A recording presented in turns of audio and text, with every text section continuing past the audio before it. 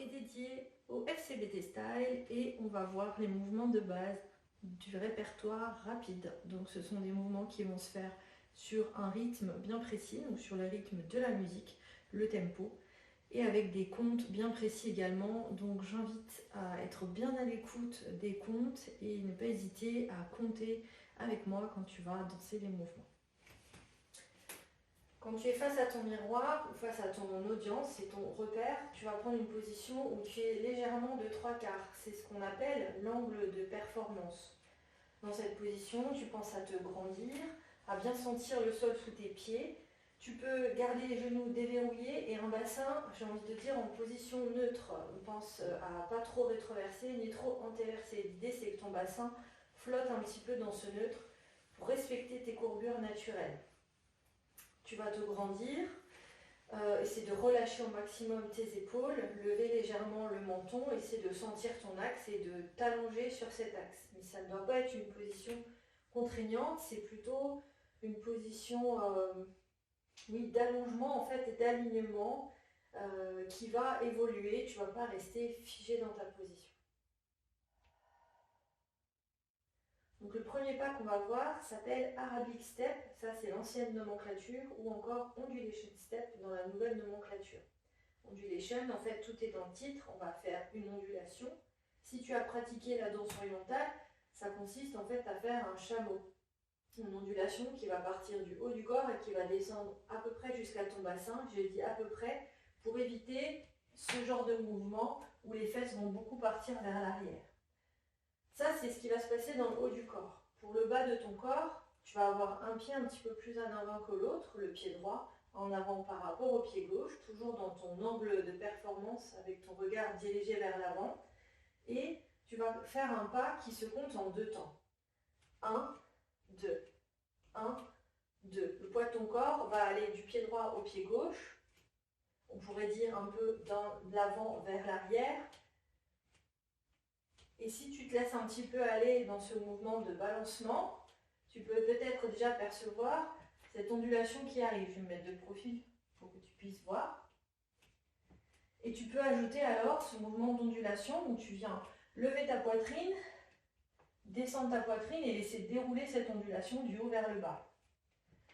L'action de lever ta poitrine doit se faire sans trop d'effort pour que tu puisses avoir assez d'énergie, assez de présence à toi pour être concentré aussi sur tes pieds. Si dans un premier temps ton mouvement c'est juste ça, c'est très bien. Et si tu es plus à l'aise, tu peux ajouter cette levée de poitrine, cette ondulation. Et si tu as encore un petit peu plus d'espace, un petit peu plus de rame, comme j'aime bien dire, dans ton cerveau, tu peux ajouter le belly roll, cette vague dans ton ventre qui va du haut vers le bas. 1, 2, 1, 2, 1, 2. Évidemment, les bras, eux, ils ne vont pas rester comme ça. Tes bras, la première fois que tu vas faire le mouvement, donc quand tu démarres ton mouvement, tes bras vont se placer à peu près au niveau des épaules, ou au niveau du ventre, ça dépend le mouvement que tu auras fait juste avant. Et tu vas imaginer que tu appuies sur un gros ballon d'air, un gros ballon gonflé, un gros coussin. Tu appuies doucement, progressivement on va dire, jusqu'en bas. Puis tu vas monter tes bras par les côtés en essayant d'être guidé un peu par les pointes de tes coudes. Donc, pas de cette manière, mais de cette manière. Donc, tu appuies, tes bras vont monter par les côtés. Quand tu passes au niveau des oreilles, tu peux avoir les coudes qui redescendent et tu arrives au-dessus de ta tête, les épaules détendues, les coudes légèrement fléchis, les poignets légèrement relâchés, on va dire un petit peu cassés. Donc, j'appuie jusqu'en bas, j'ouvre par les côtés, je déploie les bras en gardant les épaules basses et j'arrive à me placer, ça c'est la position finale. Ce mouvement peut se faire rapidement, comme ceci, genre 1, 2, 3 temps à peu près, ou un peu plus longtemps, 4, 5, 6 temps, 7 temps. Essaye de ne pas le faire durer trop longtemps. Donc je récapitule, si je démarre avec mon mouvement de pied et mon mouvement de bras, ça va faire ceci. 1, 2, 1, 2, 1, 2, 1, 2, 1, 2.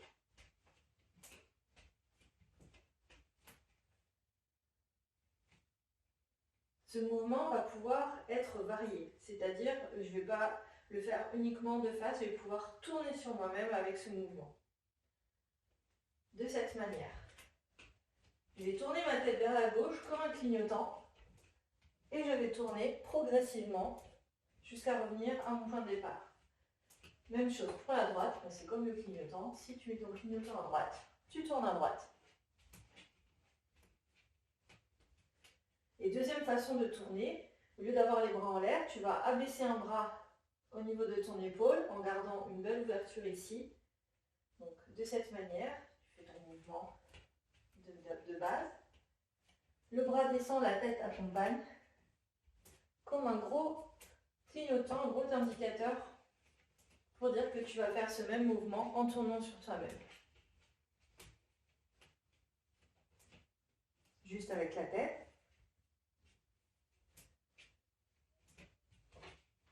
Gardons toujours ton rythme dans les pieds. 1, 2, 1, 2. Et avec le bras. Tu peux démarrer vers la droite, vers la gauche, avec les bras, sans les bras, c'est à ta guise. Arabic step ou ondulation step peut se faire donc en tournant sur soi-même, vers la droite, vers la gauche, avec un bras ou juste avec la tête pour indiquer le tour. C'est important aussi d'apprendre à le faire en se déplaçant. Je m'explique. On va démarrer notre mouvement et on va s'entraîner à avancer avec ce mouvement. Reculer, alors peut-être va falloir croiser un petit peu plus au niveau des jambes. Se déplacer vers la droite. Je recule un peu et vers la gauche. Voilà, l'idée c'est de pouvoir continuer à faire ce mouvement un petit peu d'ondulation, même si elle est un peu moins visible, de sentir qu'elle est quand même présente, de percevoir qu'elle est présente, et de garder ce rythme dans nos pieds, qui est toujours ce 1, 2, 1, 2, un peu comme une base, un peu comme des rails en fait qu'on ne quitterait jamais. Et après, ce qu'il y a au-dessus des rails peut être un petit peu modifié, mais ça c'est un petit peu notre repère pour rester à la fois sur la musique et à la fois ensemble quand on va danser en groupe. On va avoir un deuxième mouvement qui s'appelle, dans l'ancienne nomenclature, Egyptian Step, et dans la nouvelle nomenclature, Swivel Step. Swivel, parce que c'est un peu cette action de swinger en fait avec les hanches. C'est un mouvement qui va se faire en 4 temps. Donc tu démarres sur le 1 et quand tu as fait ton quatrième temps, ton quatrième mouvement, le mouvement repart à 0. Tu vas pas faire juste 1, 2 et passer à un autre mouvement. Il faut que le mouvement soit fait vraiment complètement. On va commencer par ce qui se passe au niveau des pieds. On est toujours un petit peu dans notre angle de performance. Et avec notre pied droit, on va faire un demi-point devant, comme un step. On va reposer à plat. On va faire, c'est pas vraiment un step en fait, c'est touch, step, touch, step, touch, step, touch, step. Ça c'est vraiment, on va dire, la base de ce qui se passe avec nos pieds. On y ajoute un twist, un accent en fait et un twist avec notre hanche droite, comme ceci. 1, 2, 3, 4. 1, 2, 3, 4. Ce twist, en fait, c'est un peu comme si on écrasait quelque chose avec le pied. C'est pas au niveau du genou, c'est aussi au niveau du bassin. Ton bassin doit faire un twist sur un plan horizontal et va aussi un petit peu se lever. Donc ça va aller chercher tes obliques un peu ici et tes dorsaux derrière. Même chose à gauche. Donc ça démarre ici. 1, 2, je pose. 3, 4, je pose. Et je suis revenue au point 0, démarrage de mon mouvement. Et je reprends. 1, 2, 3, 4. 1, 2, 3, 4. Tu peux donner un petit peu plus de peps à ton mouvement. Et ça s'arrête ici. Évidemment, les bras vont pas rester comme ça le long du corps. Ils sont toujours en train de faire quelque chose ou alors dans une posture. On démarre, les bras sont déjà en haut. C'est assez rare que les bras restent en bas dans ce style. Les épaules sont basses, les coudes sont déverrouillés, les poignets sont légèrement cassés. Et tu vas imaginer que c'est comme si tu tenais un élastique entre tes mains, ou comme si tes mains étaient à l'intérieur d'un ruban élastique, d'un cylindre élastique. Et tu vas en fait étirer tes mains, créer un peu plus d'espace entre tes mains, comme si tu tirais sur cet élastique. Et laisser tes mains revenir en contrôlant Hein, pas quelque chose comme ça, mais imagine qu'il y a un peu de résistance en fait quand tu étires et tu retiens quand tes mains reviennent. Cette ouverture va se faire sur l'accent que tu fais avec tes hanches. 1, 2, 3, 4. 1, 2, 3, 4. 1, 2, 3, 4. 1, 2, 3, 4. Les mains sont face à face. Parfois, on danse aussi avec les mains à l'extérieur. Et des fois, il y a une main à l'extérieur, une main à l'intérieur.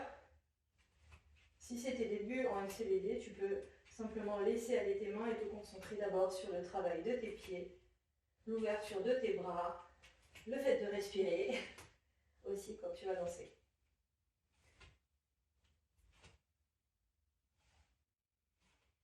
Ce mouvement Egyptian Step ou Swivel Step peut se faire en se déplaçant vers l'avant ou vers l'arrière, mais en regardant toujours dans la même direction dans un premier temps. Je m'explique. 1, 2, 3, 4. Là, je suis sur place. Et je vais m'entraîner un petit peu à avancer avec ce mouvement. En avant et en arrière. Il va falloir s'organiser avec nos pieds pour conserver toujours le schéma du mouvement, le nombre de comptes, le mouvement dans les hanches. Et le moment où le pied se décolle du sol, c'est vraiment ce moment où on va le déplacer. Voilà, pour pouvoir s'organiser, avancer, éventuellement aller un petit peu vers la droite, vers l'arrière, vers la gauche. Peut-être que des fois on va croiser les pieds en cours de route. Et c'est important de s'entraîner à se déplacer avec ce mouvement. Et on ne peut pas aller plus vite que la musique, on va vraiment prendre notre temps. Quand on marchait avec, évidemment, on est obligé de prendre le temps si on ne veut pas scratcher le mouvement, si on ne veut pas couper une partie du mouvement et que le mouvement reste visible et j'ai envie de dire aussi lisible pour les autres partenaires de danse. On va rencontrer un troisième mouvement qui est un mouvement de la famille des bumps. Donc pour chaque mouvement, en fait, on va avoir des grandes familles. On a vu Ondulation Step ou Arabic Step qui est dans la famille des Arabiques ou des Ondulation. Le Swivel Step Egyptian qui est dans la famille donc, des Swivel ou des Égyptiennes. Et le Bump qui est dans la famille des Bumps. Donc il y a plein d'autres mouvements qui sont dans cette famille-là. Et le point commun en fait dans ces mouvements, ce sont les accents qu'on va faire avec les hanches. L'accent avec la hanche pour le Bump est celui-ci.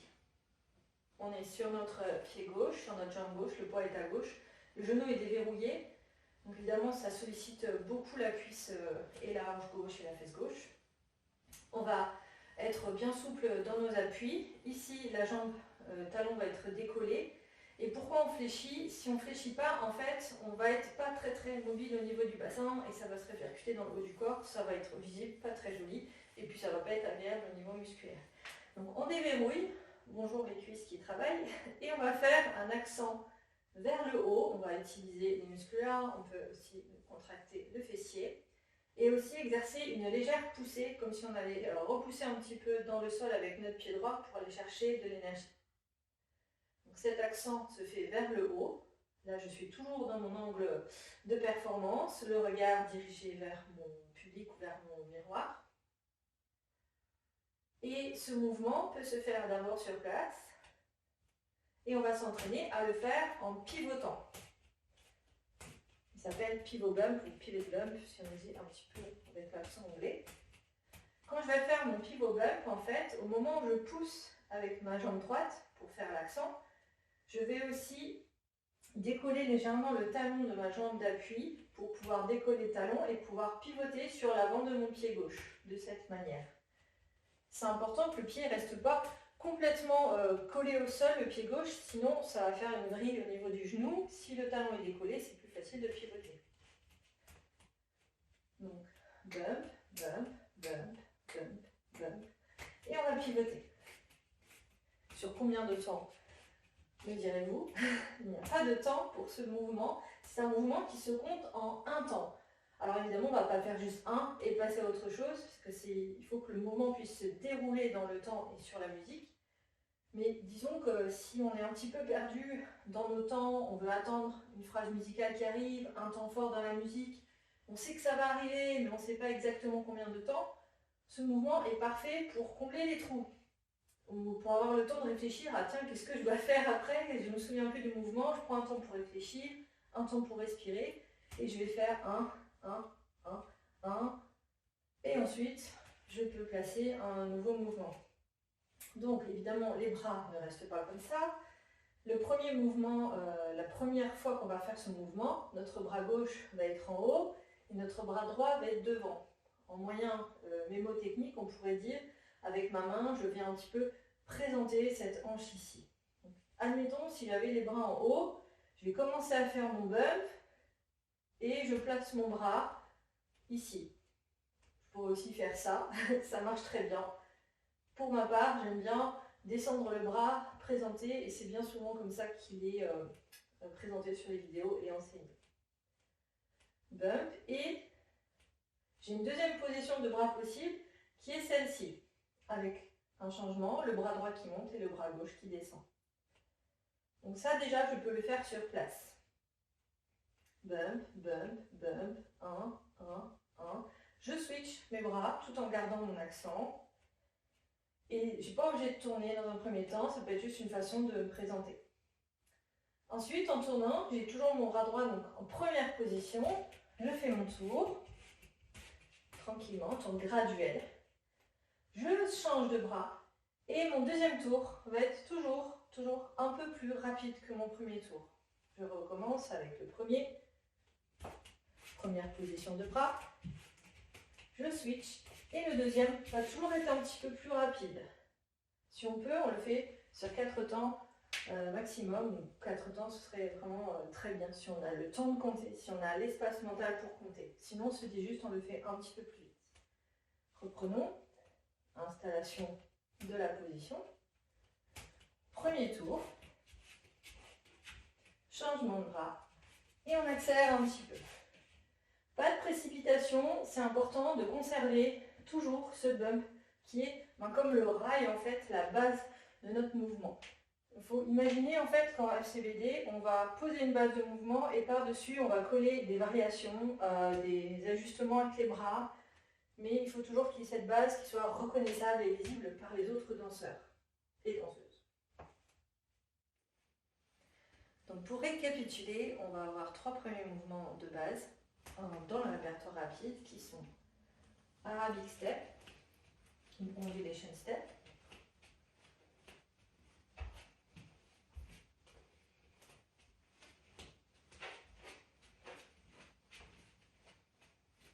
voici toutes les façons de tourner.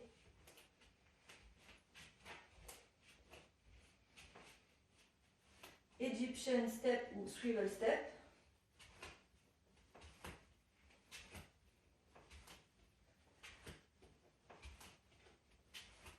Et bump.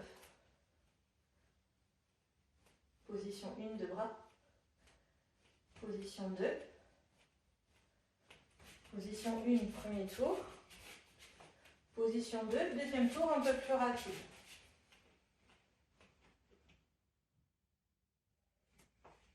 Donc, je propose maintenant de mettre de la musique. Je vais enchaîner les mouvements. Je vais passer de l'un à l'autre. Pas forcément dans l'ordre dans lequel je les ai montrés. Je vais alterner et je t'invite à me suivre pour t'entraîner.